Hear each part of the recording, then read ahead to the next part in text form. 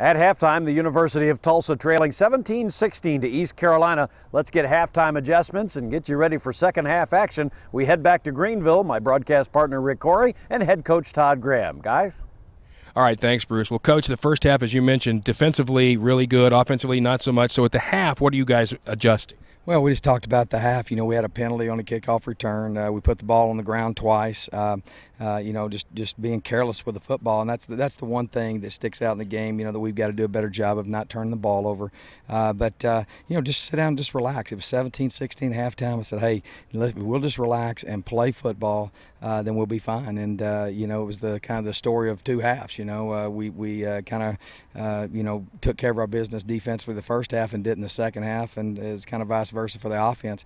The kicking game, I thought we won the kicking game today. I mean, with the exception of our kick, kicking the ball, our kickoff guy's supposed to be great, and Fitz struggled today kicking the ball, kicked the ball out of bounds and some things like that. But we played hard as I've seen a team play, and deserved to win, but we gave the game away with critical errors.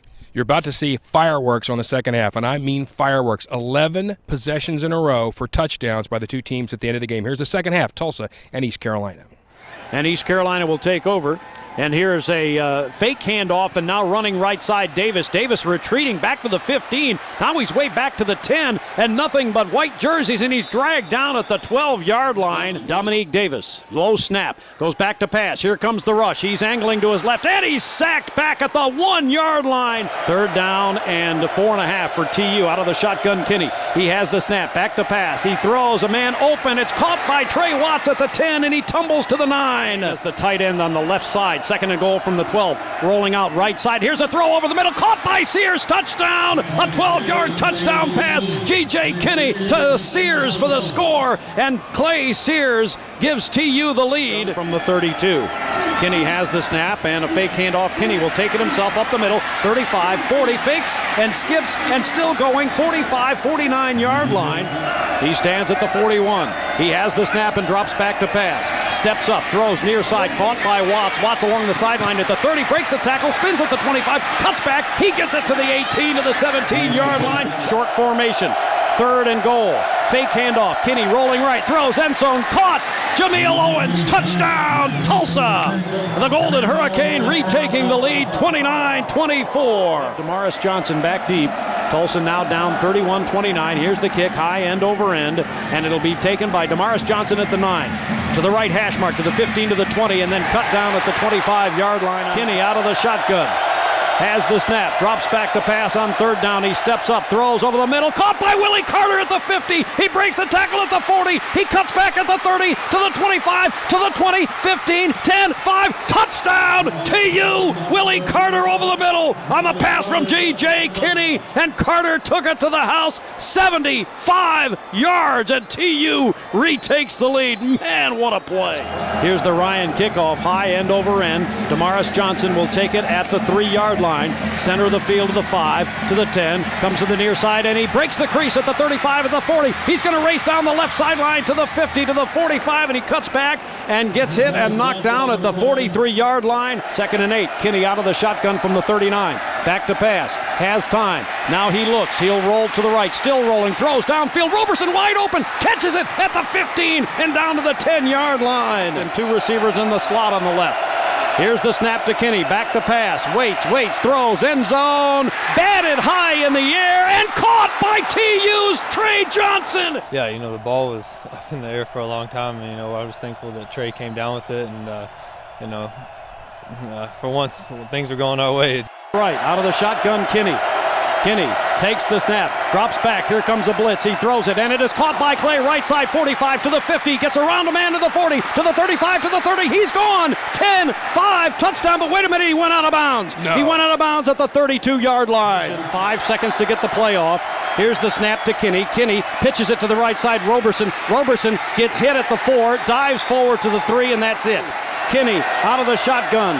Has the snap, rolls out to the right, rolling, throws, end zone, caught, Charles Clay, touchdown, TU. Are they going to give him it? Yes, touchdown, Clay. For the Golden Hurricane, the two officials looked at each other and finally gave the touchdown signal. So Clay catches the pass from Kinney with 1:22 left, and the Golden Hurricane has retaken the lead. 29 seconds to go. Davis, low snap. He'll drop back to pass. He'll roll out to the right. He throws, and it is caught by Harris at the 35. He's bottled up and tackled at the 33. 3 receivers to the right, 1 to the left. On 4th and 10, Davis back to pass.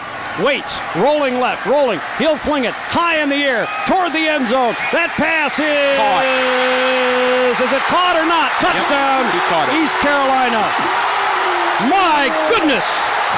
They scored a touchdown on a alley-oop play to the end zone, and I don't even know who caught it. East Carolina wins the game. So the final score, 51-49, and Todd, I know that is, I know how we felt. That's got to be, or for you standing there and watching it, golly, what a feeling. Yeah, it was tough. It was, but it's just one game, I can't tell you that it's not heartbreaking, because it is. Our guys work so hard, and it's our job to put them in positions, give them a chance to win, and they made the plays too. You got to give them credit. They got some phenomenal athletes and made a lot of great plays. We just beat ourselves by making critical errors and not being disciplined in our technique. I think we probably blew 8 coverages in the second half, and then a lot of times it's just we had them tackled and just missed the tackle and let them go. And there was a lot of offense in the second half, and really proud of our guys and proud of GJ and how they played. And it's just a shame, because our kids played hard enough and deserved to win, and we just didn't get it done. We were 1 play short. All right, Bruce, that's the final, 51-49. So when we come back, we'll take a look at next week, the home opener against Bowling Green. Hey, Tulsa fans, can you feel it? Join the excitement at H.A. Chapman Stadium this fall for lots of hard-hitting, explosive football. Let's salute America on 9/11 with TU's home opener against Bowling Green. Tickets for this September 11th remembrance start at only $15. Let them feel Tulsa football. Together, we cannot be defeated. Get your best seats today at TulsaHurricane.com or call 631-GO-TU. see you at TU. Certainly on Sunday afternoon, it was an exciting game in the opener for the Golden Hurricane. Just didn't turn out the way TU wanted it to. We thought we'd look back at some great openers in University of Tulsa football history.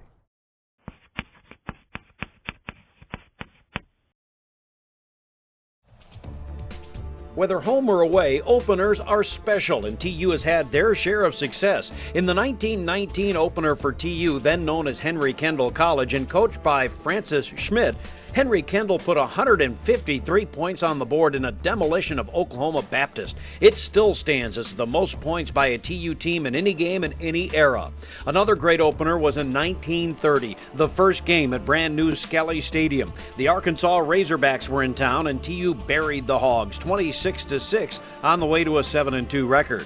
Skelly Stadium was the site of a number of huge opening wins, like 1933 and 37 against OU. In the 30s, 40s, and 50s, the Hurricane rarely lost a home opener. In 1965, TU was involved in a history-making opener, this one though on the road. The first ever football game in the Astrodome in Houston. The Hurricane taking on the Houston Cougars. Jerry Rome hit Howard Twilley for the first ever touchdown in the Dome. And later, Rome would connect with Neil Sweeney, and the Hurricane would win that historic first game 14-0. The 1989 home opener for TU was against rival Oklahoma State, and this early pass from T.J. Rubley to Dan Bitson gave the Hurricane a first-half lead. But with the score tied at 10 in the late going, Rubley lofted this rainbow, and again it was Bitson. He made a brilliant catch at the pylon to the south end zone, and Tulsa had a 17-10 lead. After a fumble recovery and a field goal, the Hurricane went on to a 20-10 win over the Cowboys. In 1994, Tulsa opened on the road in Columbia, Missouri against the University of Missouri. In the third quarter, this 7-yard Solomon White touchdown gave TU a 13-3 lead. Missouri would battle back with 2 touchdowns to take a lead of their own, but then Tulsa drives the ball into the end zone as backup quarterback Tad Jones with a 1-yard sneak, and TU had a 20-17 lead. A late Missouri field goal went wide left, and Tulsa had secured a win on the road in an opener against the Big 8. In the home opener in 1996, heavily favored and 19th-ranked Iowa came to Skelly Stadium, but the Hurricane had a surprise in store for the vaunted Hawkeyes. John Fitzgerald gave TU their first lead with a 13-yard scoring strike to Wes Caswell. After trailing at halftime 17-13, TU came out and took command. Reggie Williams with an 8-yard rumble, and Tulsa had a 3-point lead. They would hold on for the big 27-20 upset of Iowa. The most exciting recent home opener has to be the TU-BYU contest in Todd Graham's first ever game at Chapman Stadium. The teams combined for 102 points and almost 1,300 total yards. Too many great plays to chronicle here, but Roy Roberts' interception in return for a touchdown helped ignite a second-half Tulsa rally. Paul Smith throwing to Charles Clay, 37 yards, and the Hurricane had the first double-digit lead of this seesaw night. TU would go on to a 55-47 win on the way to their first 10-win season since 1991. How will TU open up against Bowling Green this Saturday? We'll come out to H.A. Chapman Stadium to find out. The Todd Graham Show continues in a moment. And we are underway. Going to bring it out of the end zone. Get to the 13. Makes a cut. Burnett catches a seam. Look out. Got some speed. Has some burst. Here he goes. Still on his feet, midfield. Watch out. Take it all the way. 40. With a blocker in front. Rice will win. Oh, how about that? Touchdown. 91 yards.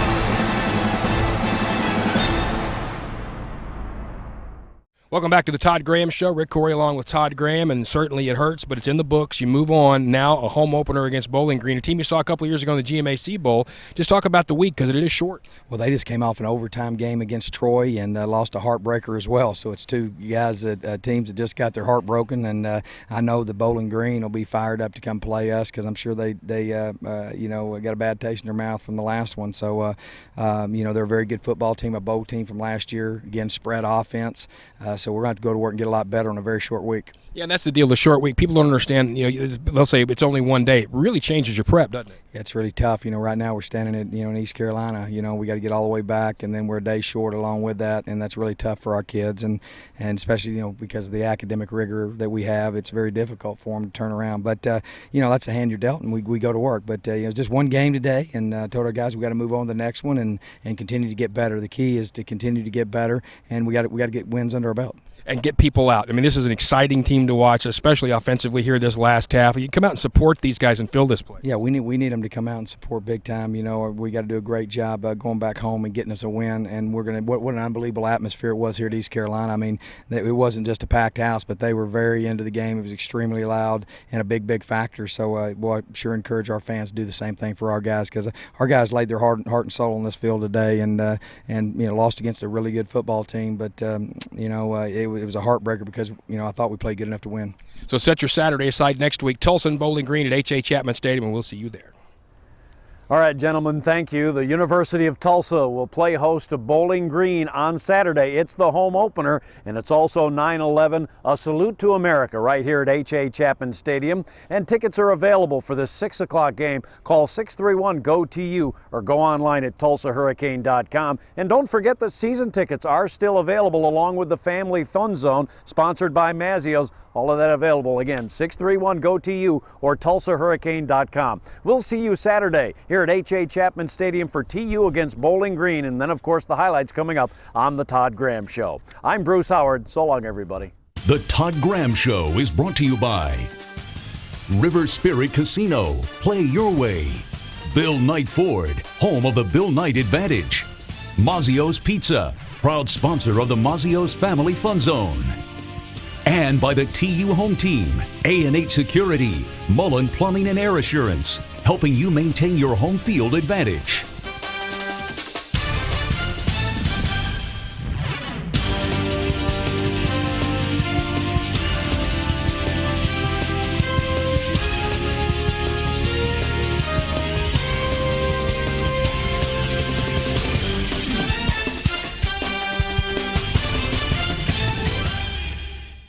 The Todd Graham Show has been a presentation of Golden Hurricane Sports Properties and Kane Vision Productions.